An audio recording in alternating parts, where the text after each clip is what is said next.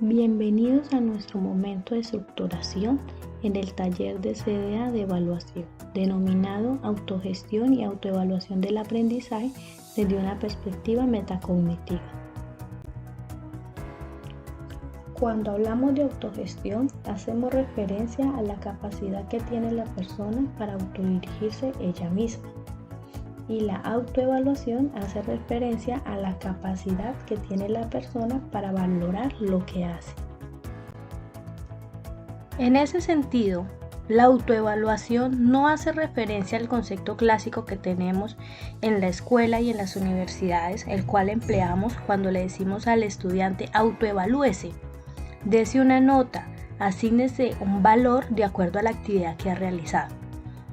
Para este taller, la autoevaluación no tiene esa connotación. La autoevaluación, en este caso, hace referencia a esa capacidad que tenemos para valorar, para evaluar ese proceso personal que hemos hecho. Es decir, es cuando tenemos una autogestión, una autonomía de mi proceso.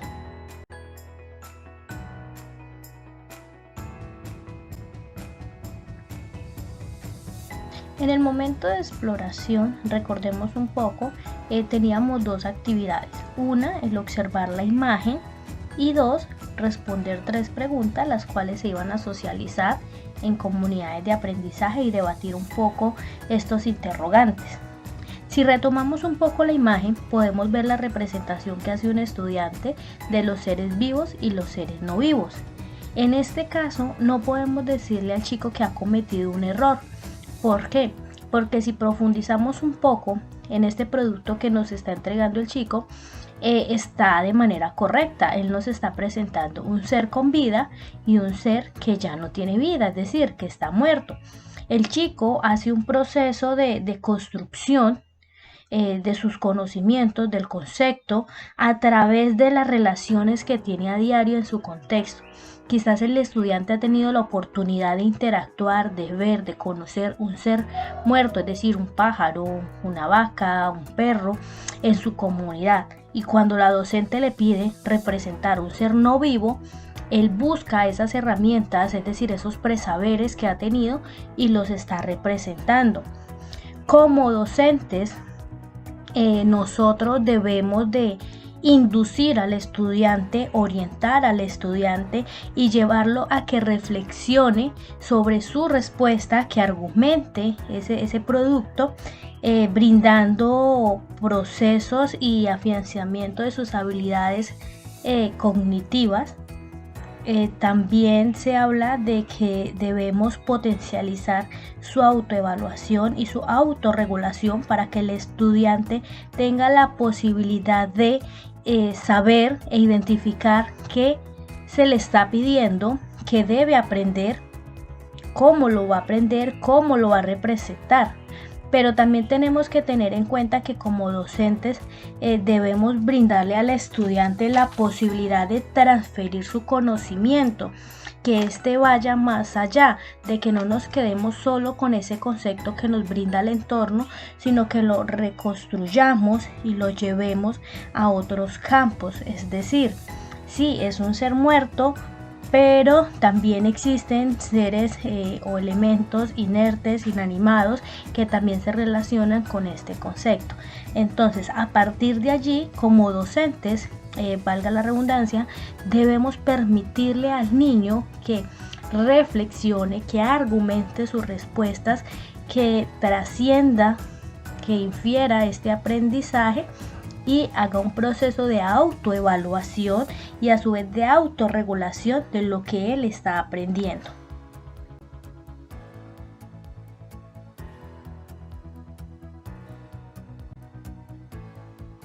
Dando continuidad a nuestro momento de estructuración, cabe resaltar que se ha dividido en 5 momentos, en 5 conceptos denominados en La autonomía como eje fundamental de la evaluación, la autogestión motivadora en el alcance de las metas de aprendizaje, la autoevaluación como capacidad para aprender de manera crítica, la metacognición como eje de la construcción del conocimiento y la autorregulación, elemento orientador para alcanzar niveles de aprendizaje autónomos.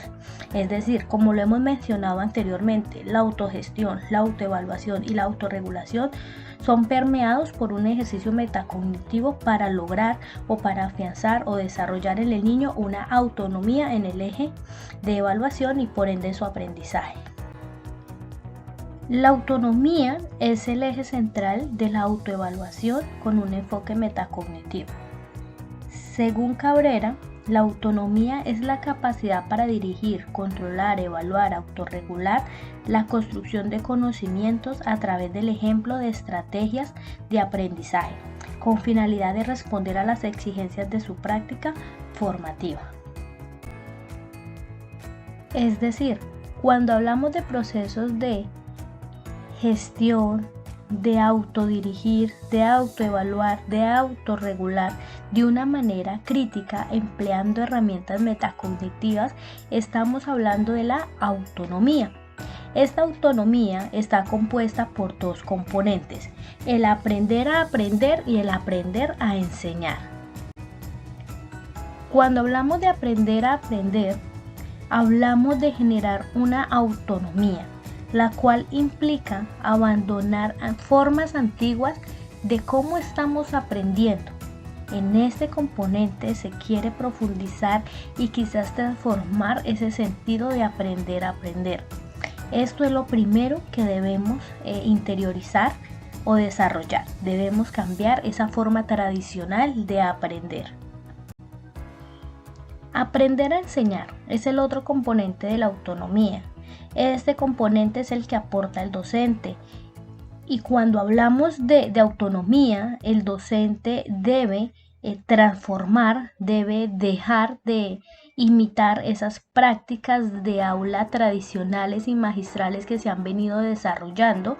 Es decir, el docente debe transformar, generar y crear procesos de enseñanza significativos para el estudiante.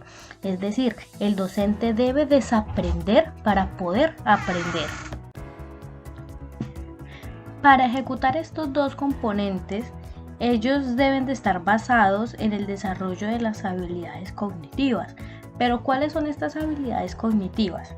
Comparar, contrastar y relacionar.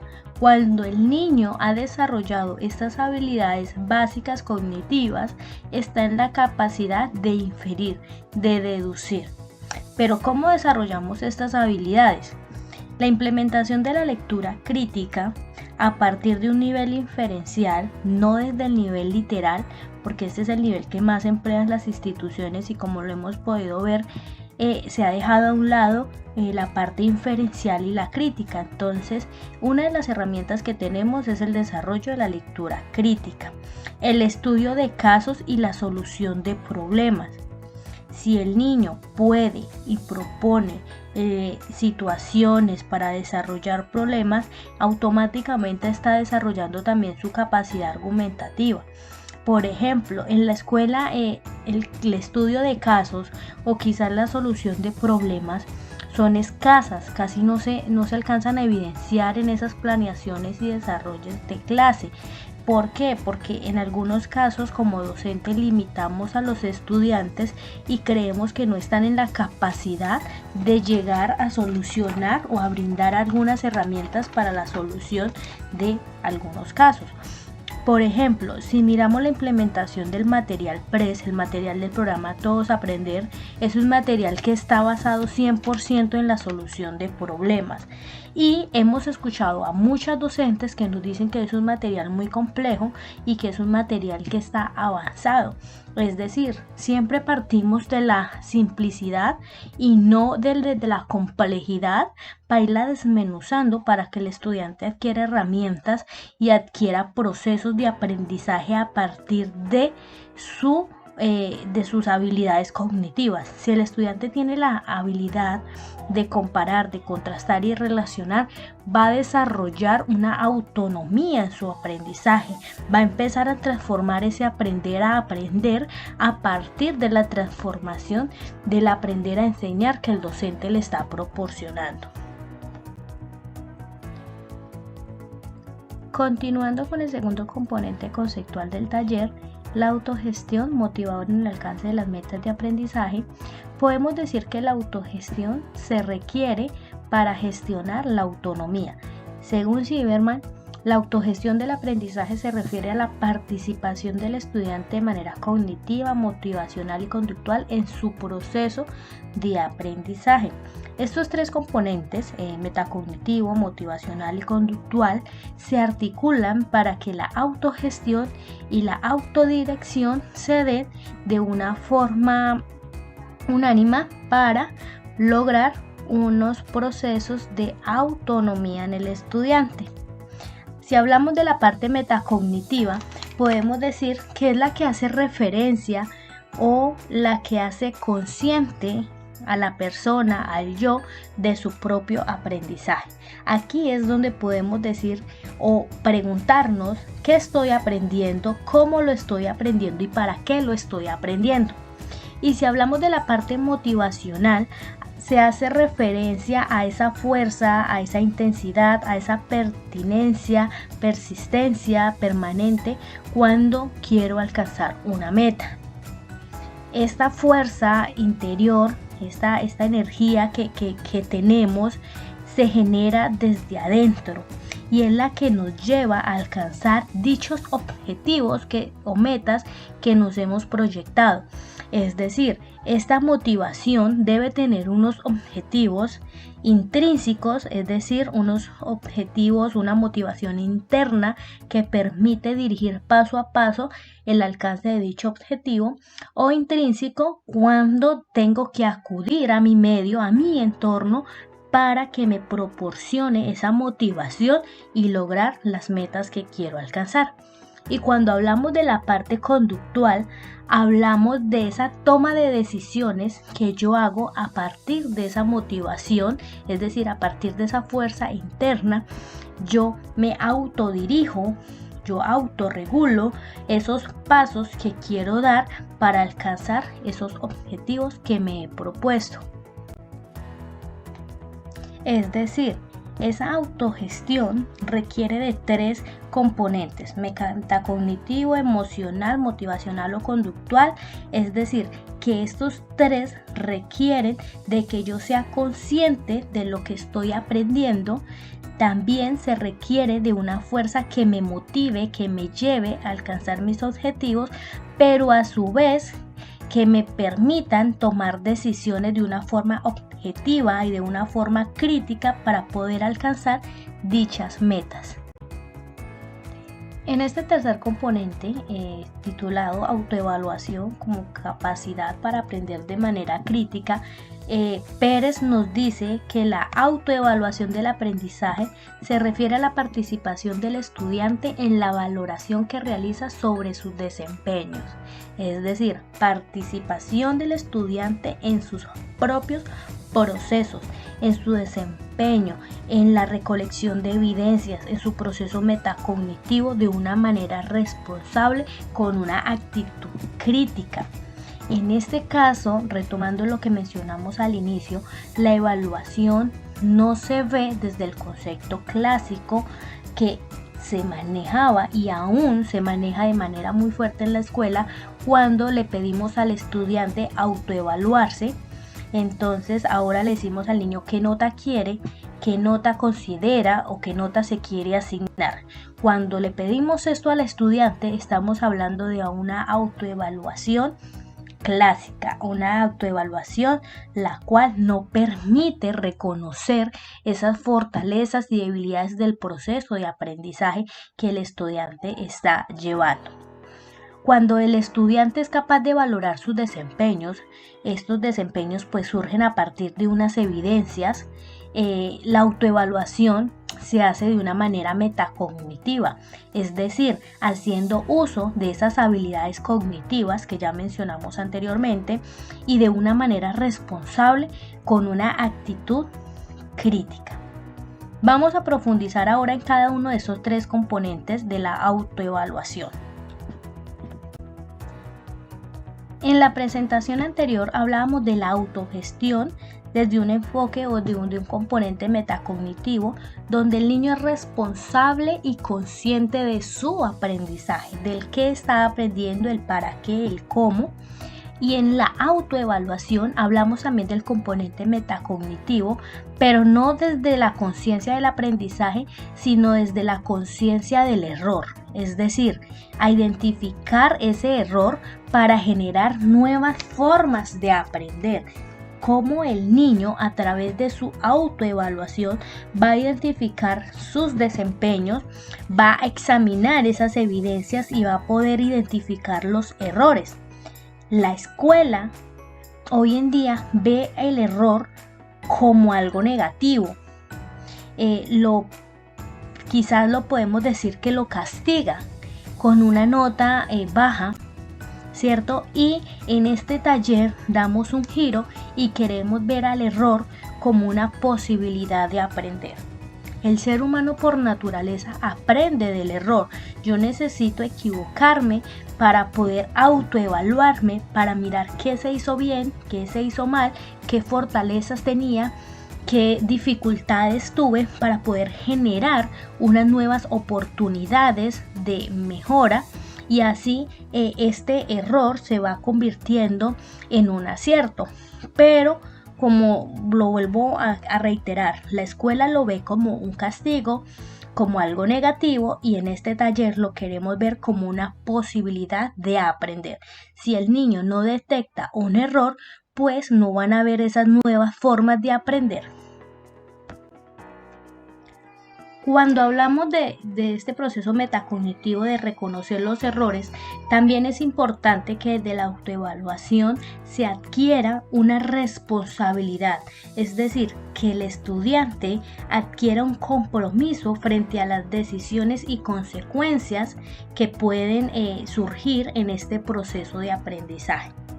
Yo debo tomar la decisión de cuál es mi evidencia, cómo identifico el error y cómo voy a generar compromisos de responsabilidad sobre mi aprendizaje. A su vez, también se requiere una actitud crítica en donde se otorguen herramientas al estudiante para que evalúe su aprendizaje y decida o tome decisiones, acciones y resultados a partir de esos objetivos que se logran obtener. Entonces, el chico debe identificar su error, ser responsable a partir de unos compromisos y decisiones que se tomen a partir de esas consecuencias que puedan surgir, y tener una actitud crítica que permita mejorar y afianzar estos procesos de autoevaluación.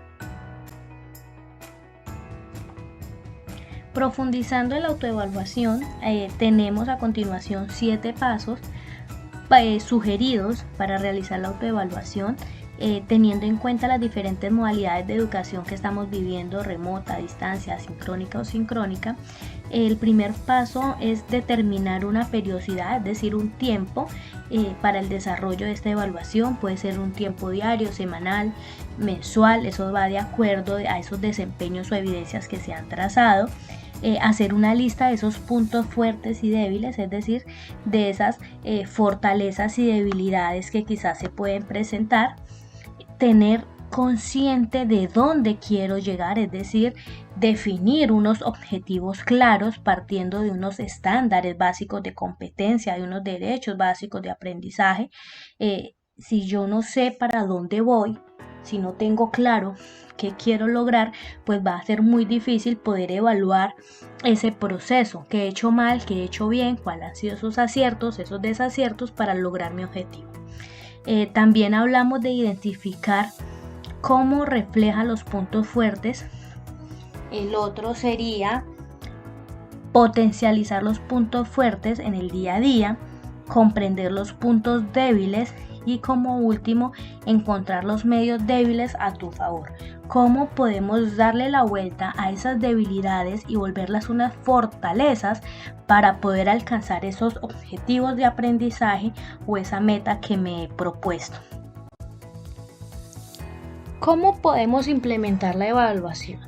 Aquí citamos 4 ejemplos o 4 criterios para tener en cuenta. Uno de ellos es que debe haber una razón clara para utilizarla. Yo no puedo hablar de autoevaluación en cualquier campo, en cualquier situación, sin tener una razón clara. Yo necesito identificar cuál va a ser el fin de esa autoevaluación. También los estudiantes deben de tener claro los criterios de evaluación. El estudiante debe tener claro qué me van a evaluar, pero como estamos hablando de autoevaluación, ¿qué me voy a evaluar? ¿Cierto? Entonces, importante empezar a definir criterios de evaluación. Como tercero, instaurar un entorno seguro donde los estudiantes puedan ser honestos y respetuosos con su desempeño. Acá es muy importante que los estudiantes tengan ese valor de la honestidad, ¿cierto?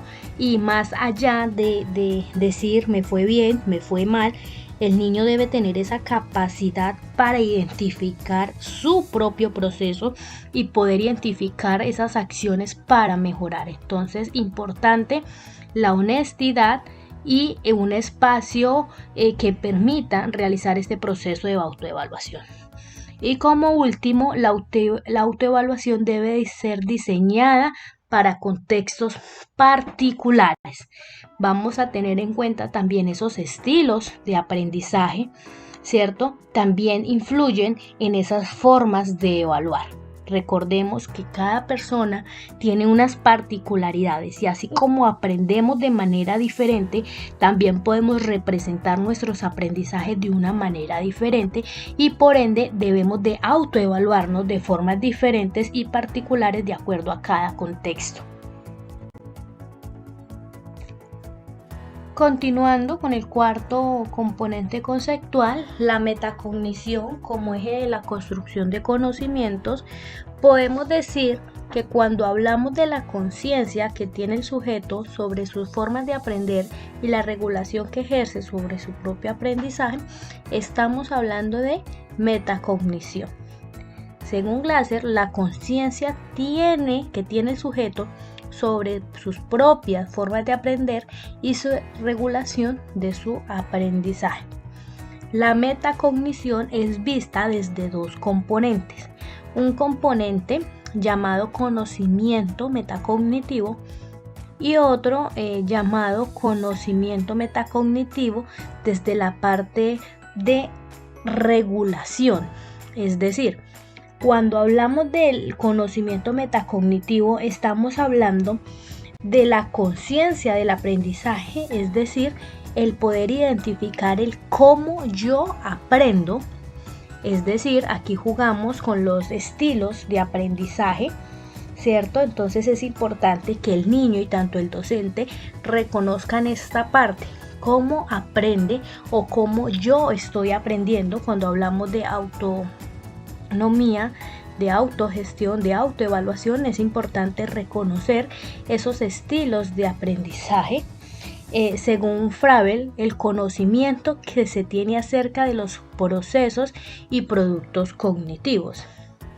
Según Carreto, nos habla de que es el conocimiento que las personas construyen respecto a su propio funcionamiento cognitivo.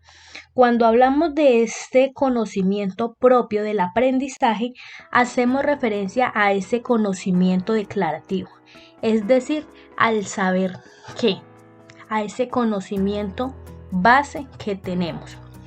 Cuando hablamos de esos procesos de regulación, hablamos de identificar fortalezas, identificar debilidades para poder mejorar. Hablamos de ese control metacognitivo, el cual nos habla de esa capacidad para supervisar, para regular y sobre todo para organizar nuestros productos y poder decir e identificar cómo aprendo mejor. En este caso hablamos del conocimiento procedimental, el cual hace referencia al saber cómo.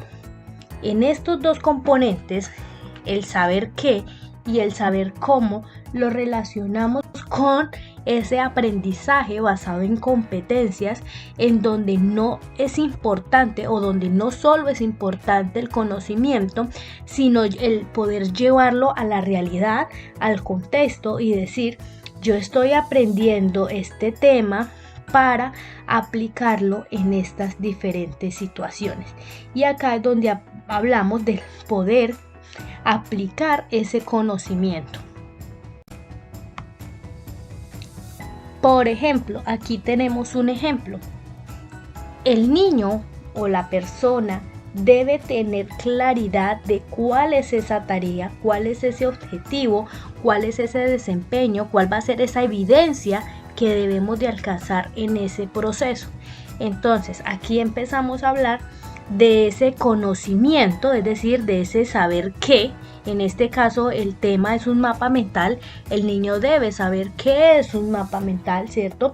Y todo lo que puede abarcar en cuestión de conceptos, de conocimientos, haciendo uso de sus habilidades cognitivas, en este caso la posibilidad de observar, de relacionar, de hacer lecturas críticas para llevarlo a un saber cómo.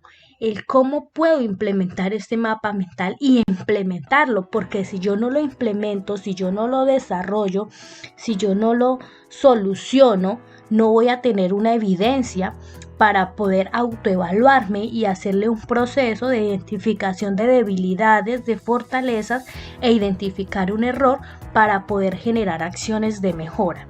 Entonces, retomando, importante el saber qué para el saber y el saber cómo, es decir, cómo vamos a implementar este conocimiento en dicha situación para poder tener una apropiación, una autorregulación, una conciencia de mi forma de aprender, es decir, de cómo yo lo estoy aprendiendo, si de manera visual, auditiva, kinestésica, ¿cierto? Y cómo yo voy a aplicar ese conocimiento. Y cuando yo hago este proceso, estamos hablando de procesos de metacognición. Pero si yo tengo la oportunidad de identificar mi error, de identificar cuál es esa fuerza que me está moviendo, cuáles son esas acciones que yo voy a seguir, ¿cierto? Si yo soy capaz de identificar el qué, el cómo, el qué y el para qué de mi aprendizaje, estamos haciendo procesos de autoevaluación, de autorregulación, ¿cierto? Para poder alcanzar esos objetivos que me he propuesto. Autorregulación, elemento orientador para alcanzar niveles de aprendizaje autónomo. Cuando hablamos de la autorregulación del aprendizaje, hablamos de un proceso a través de los cuales los estudiantes mantienen conductas, emociones, afectos orientados al logro de las metas, de acuerdo a lo citado por Zimmerman.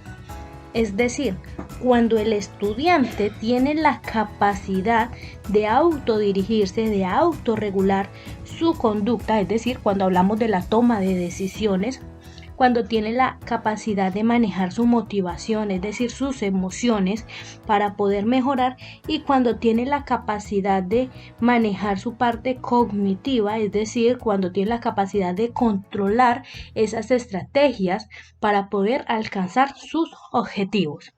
Y tiene como finalidad que los estudiantes cada vez tengan la posibilidad de ser autónomos en el aprender a aprender. Recordemos, aprender a aprender y el aprender a enseñar. El aprender a aprender hace parte fundamental del sujeto que quiere aprender, y el aprender a enseñar son esas acciones que va a proporcionar el docente. Desde la autogestión y la autorregulación existen unos pilares o algunos niveles para alcanzar ese aprendizaje significativo. Como lo mencionábamos anteriormente, la autorregulación tiene 3 características o 3 aspectos: la conducta, la motivación y la cognición. A su vez, podemos decir que la autorregulación de la conducta es el control activo de los diversos recursos que tiene el estudiante para alcanzar su aprendizaje, en este caso el tiempo, el ambiente y los recursos, es decir, otras personas que puedan ayudarnos en este proceso. Tenemos la autorregulación de la motivación y el afecto, que es donde hablamos de enseñar a controlar las emociones y los afectos de manera que puedan mejorar los aprendizajes. Y por último, la autorregulación de la cognición, que nos habla del control de diversas estrategias cognitivas para aprender y para mejorar nuestro rendimiento. Por último, tenemos 3 fases de los procesos de autorregulación del aprendizaje.